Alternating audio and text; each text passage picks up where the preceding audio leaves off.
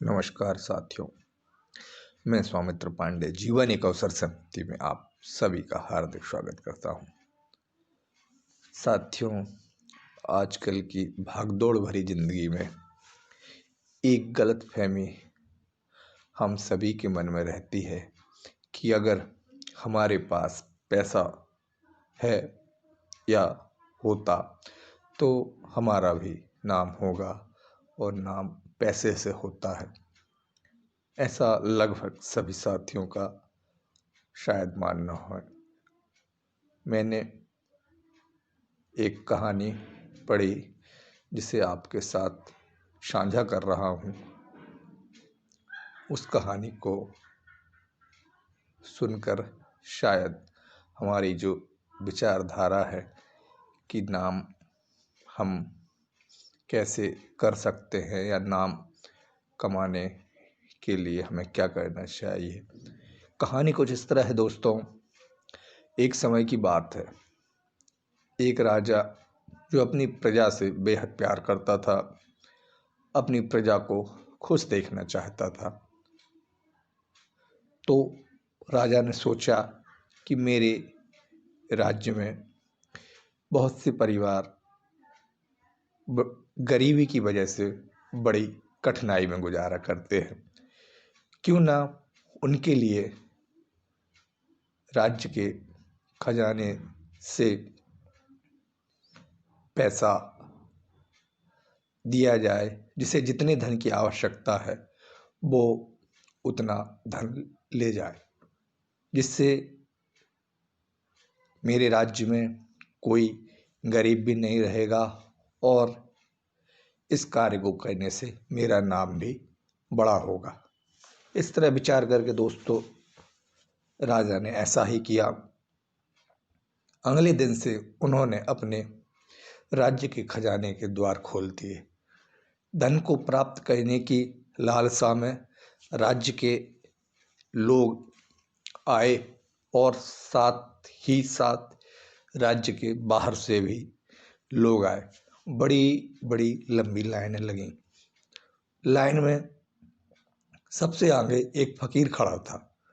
जब खजाने का द्वार खोला गया तो फकीर को लोगों के चेहरों के भाव देखकर बड़ी खुशी हुई। उसने अपने पीछे वाले व्यक्ति को आगे कर दिया कि आप पहले ले लो, मैं बाद में ले लूँगा। ऐसे ही वो फकीर अपने से पीछे वाले को आगे करता रहा और खुद ही पीछे जाता रहा। एक दिन बीत गया, प्रजा बहुत खुश थी। दूसरे दिन भी वैसा ही हुआ। फकीर सबसे पहले लाइन में खड़ा हो गया और अपने से पीछे वाले व्यक्ति को आगे करता चला गया। ऐसे ही दूसरा दिन बीत गया और फकीर को खाली हाथ जाना पड़ा। प्रजा के लोगों में खुशी थी कि सभी को पर्याप्त धन संपदा मिल रही है और उसके साथ ही उस फकीर की चर्चा भी हो रही थी जो सबसे पहले खजाने के द्वार में जाता है पर अपने से पीछे आए लोगों को आगे जाने देता है। सभी में चर्चा थी कितना कृपालु है वो फकीर। इस तरह इस कार्य को करके उस फकीर का नाम हो गया।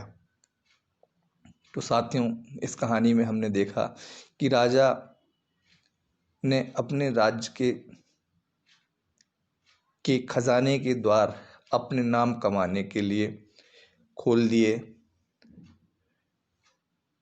दान कर दिया, पर राजा के नाम से अधिक शायद उसकी प्रजा में उस फकीर के कार्य की चर्चा हो रही थी। तो इस कहानी से हमें यह स्पष्ट होता है कि हम अपना कर्म करेंगे, सत्कर्म करेंगे तो हमारा नाम जरूर होगा। इस कहानी में राजा ने नाम कमाने के लिए कार्य किया था, जबकि नाम तो सिर्फ फकीर ने पाया, अर्थात नाम कमाया नहीं जाता बल्कि नाम तो पाया जाता है। धन्यवाद साथियों।